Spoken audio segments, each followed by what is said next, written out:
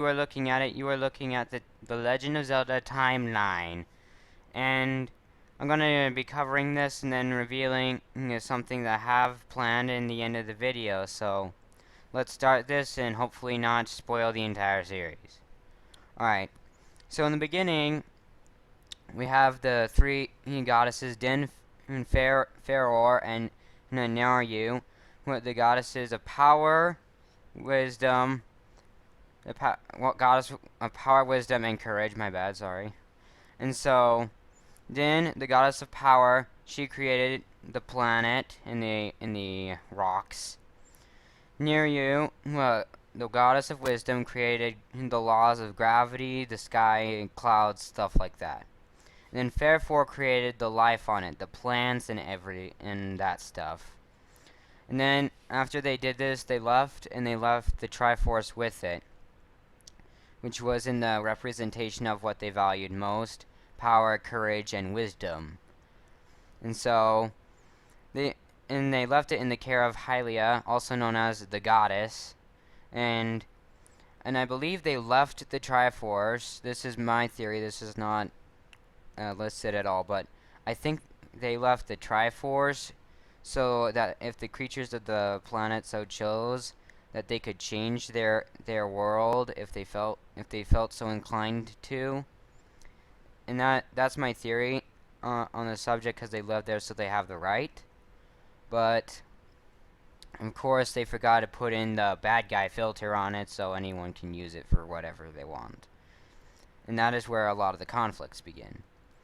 So they left it to Hylia, and then Demise wants to use it to make himself all-powerful and rule the world.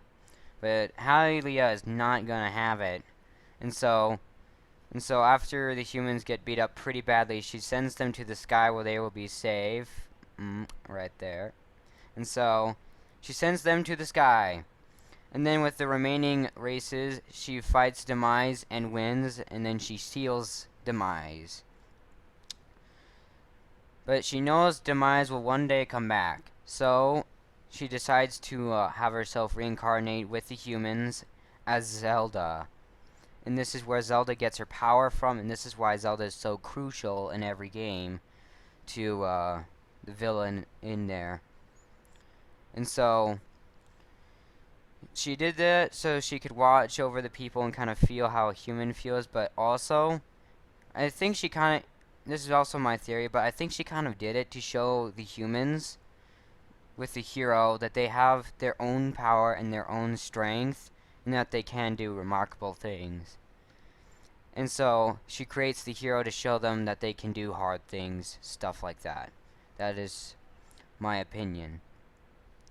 And so in the end of the game, the people who go down onto the Earth, yes, they do get down there eventually.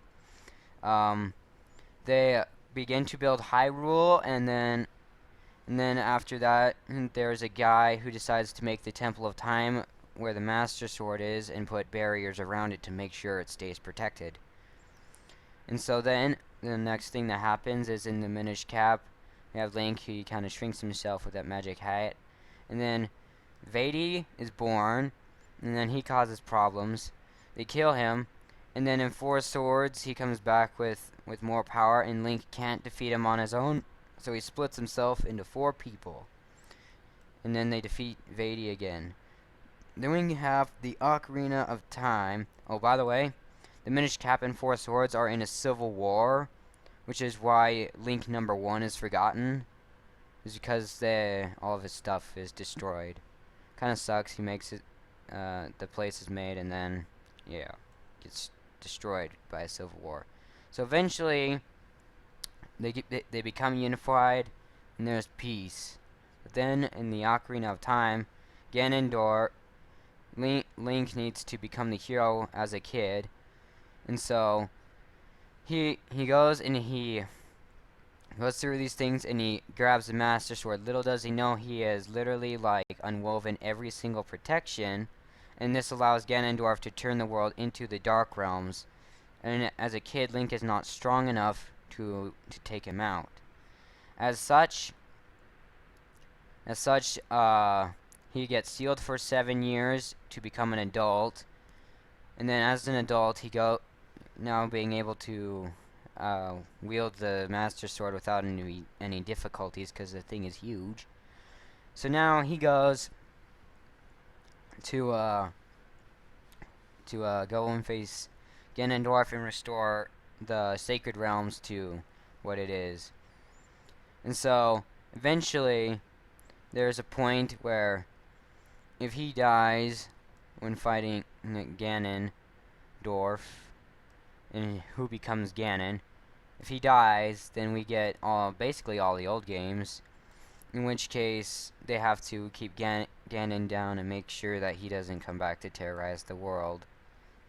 And so these are all of your older games. So they're like your 8-pixel Link guy. I think they'd still be fun. And so that's how that happens. But if he succeeds in his mission and decides to go back in time as a child because he wants to relive it, we get Majora's Mask, where he basically gets to save an alternate dimension with the same species on it. And so we get that, and then we get the Twilight Princess because Link is smart as a kid, and he warns them about Ganondorf, and so they try to execute him, but it doesn't work. So instead, they seal him in the Twilight, thus causing problems here when he gives some power to Zant.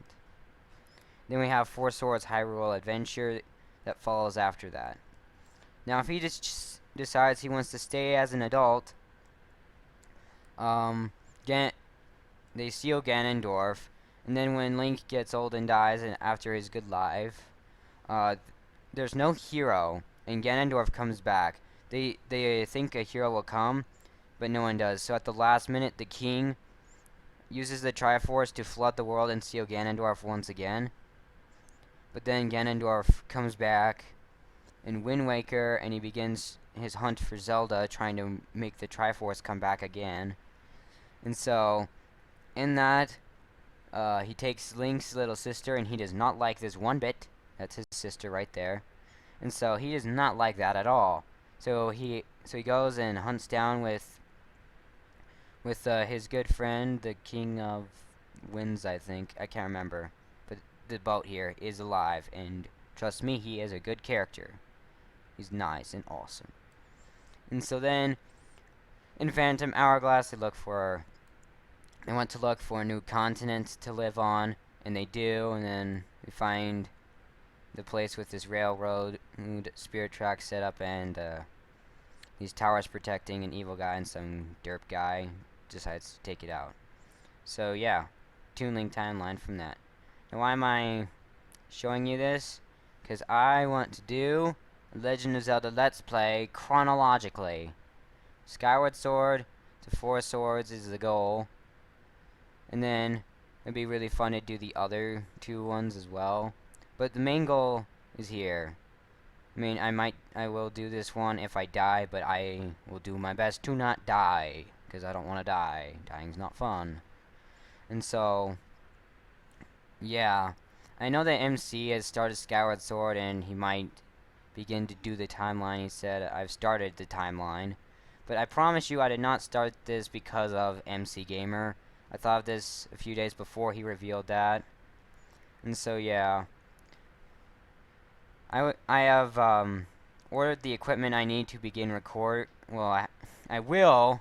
I'm sorry. I will get the equipment. I need to get it in about a week or two, and then I'll have to wait for it to come. So I will begin Skyward Sword in 2 to 4 weeks, and so I think that'll be fun for all of you guys. And so yeah, I try not to spoil things too much, and yeah, I think that's fun. And yeah, that's what I'm gonna do. So 2 fun facts. It takes 7 days to do all this. All the hero successful stuff. 7 whole days straight. No sleep, no eating, all that. So yeah. But we don't want to do that. That's too long. And another fun fact. Well, another fun theory, I should say. The Ocarina of Time in the Ocarina of Time. That's really weird to say. The theory is it is made from the time shift crystals in the Skyward Sword, which gives it its power, which is pretty cool. And so yeah, that's it. Alright, I'm out. See you guys later. Keep an eye out for my Skyward Sword, and have fun with MC Gamer. I think it'll be a lot of fun to see him too. Alright, goodbye.